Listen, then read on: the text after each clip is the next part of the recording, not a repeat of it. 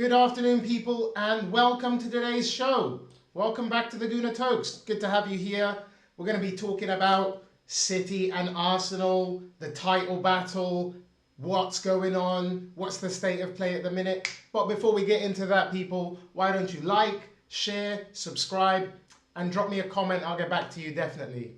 So, before we talk about everything that's going to come and the battle between us and City, I think I just have to mention a little bit the last game between City and Liverpool. I didn't really do a match reaction for that. A lot of people were doing them and I was, catching up on those, to be honest. So I'm going to talk a little bit about it today.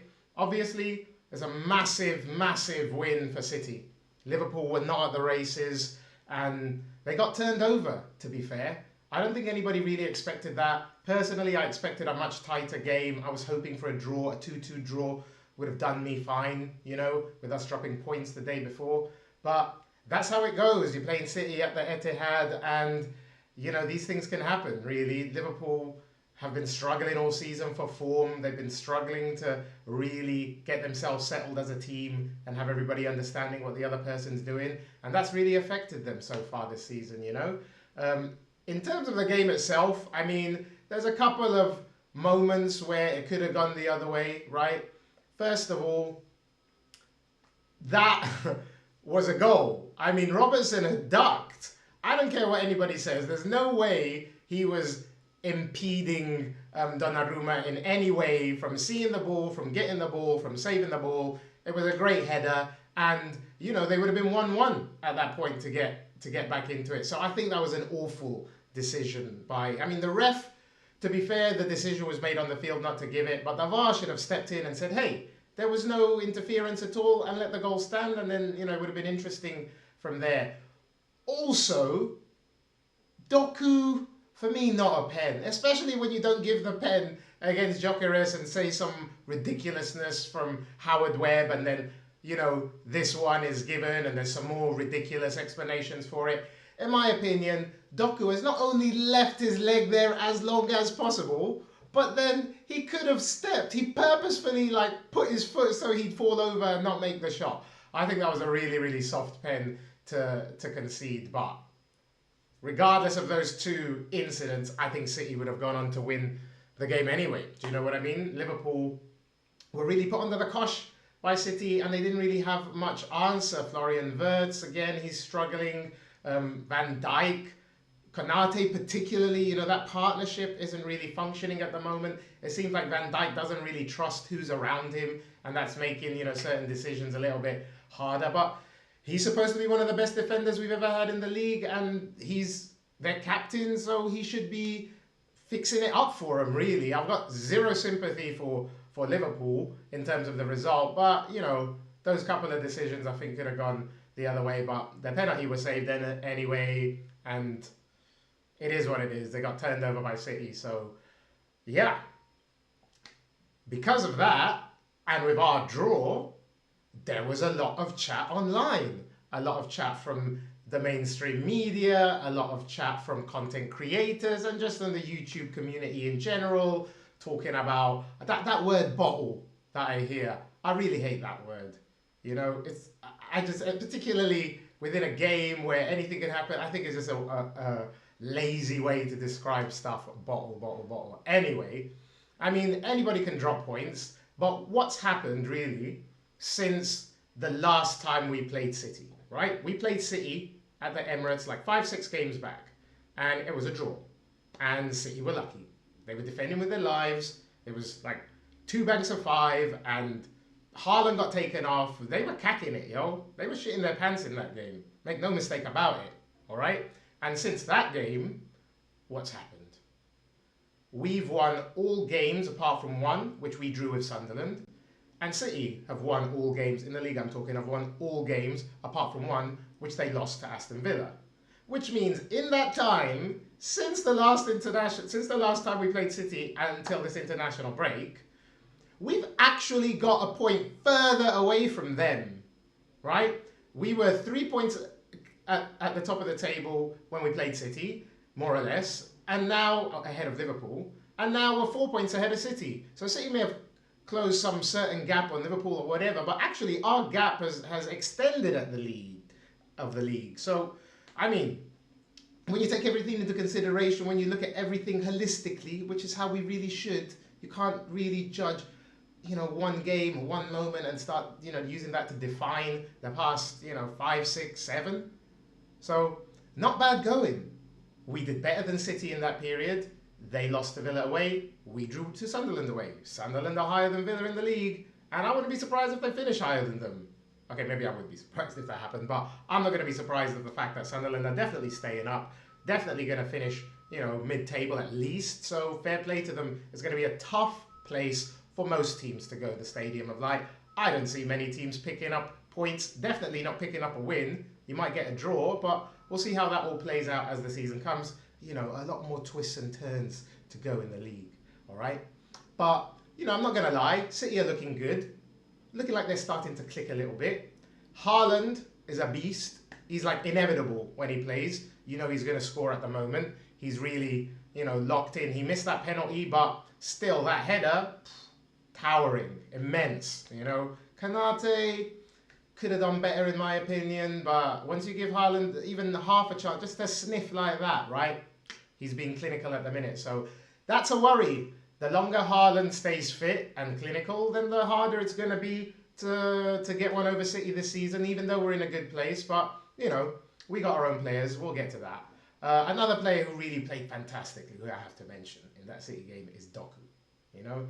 I never really have rated him, to be fair. He looks a bit flashy sometimes, does some nice stuff, but there was no end product. And he would often run the ball out of play while he's trying to get in behind. So seeing him now being able to hit form and stuff like that, yeah, it's given them another way to attack, another weapon in their arsenal, pardon the pun. So, hey, if Doku keeps performing like that, then he's going to have City right up there challenging, I see City as the main contender for the league, as it has been a couple of times before. We know how that ended, but, records are meant to be broken and that kind of thing, right? But with Haaland and Doku, I think them staying fit is really crucial to City's chances. They don't really have anyone that can replace Haaland, and they don't really have anyone that can replace Doku. Maybe Foden, but he's been in and out of form. He did well in the Champions League, but mostly for the past, last season and this season, he's just not the Foden that I think we all got used to seeing a couple of years ago when City last won the league, So Haaland, Doku, supremely important for them. So if anything happens to them, it's going to be difficult times for City, I think if one of them were to be injured or suspended for a little bit or something like that, then, that's going to put the cat amongst the pigeons, isn't it? They're going to start feeling the pressure a little bit, right? In terms of us, we seem to have a lot of players coming back from injury. We've got Madueke, Jesus, Havertz, and these people are coming back to reinforce the attack, okay? We've been scoring goals. We scored 2 against Sunderland. No problem. We didn't even need a set piece then. So to have these 3 players coming back in, and the one I'm okay, Havertz definitely, because it looks like Gyökeres is out for a bit, so it's great to have another striker that not only can come in now while Gyökeres is out, but they can share the load, and Havertz already knows how we play. We know how he plays. He's going to step back in seamlessly. But for me, the player I'm most excited to see come back is Madueke. That guy was killing it before he got injured. It's such a shame because he settled right in just when we lost Saka, and he came in, did a fantastic job. We barely missed Saka. Of course, a player like Saka is going to be missing your team, but we barely missed him in the fact that Madueke still gave us that impetus. We were still able to attack, and really that's something that has been missing a little bit, that diversity. He could go on the left, or we could swap him with Saka. Trossard has played a lot of minutes because Martinelli's been out injured. So there's been a lot of load on our forward players, and we've been playing Merino as a striker. So to have those players coming back, not to mention the fact we've got Gyökeres and Ødegaard to come back as well, I mean, we're going to be in a really good position. I think once you see our defense, our midfield, we've managed to keep them fit. We've got a lot of options there. And once the other teams see the likes of our attackers coming back, that's only going to make them shit themselves, to be fair.